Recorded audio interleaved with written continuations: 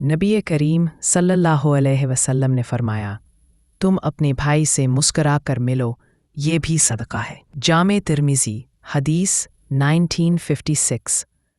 तशरीह ये हदीस मुबारका हमें सिखाती है कि इस्लाम में इखलास और मोहब्बत के साथ मुस्कराना भी नेकी है।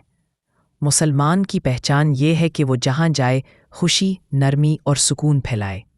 किसी से मुस्करा कर मिलना ना सिर्फ उसके दिल में खुशी पैदा करता है, बल्कि इससे दिलों के दरमियान फासले कम होते हैं, मोहब्बत और भाईचारा बढ़ता है और मुआशरा अमनो मोहब्बत की जगह बन जाता है। मुस्कराना कोई मुश्किल या महंगा अमल नहीं, लेकिन अल्लाह के नज़दीक इसका अजर बहुत बड़ा है।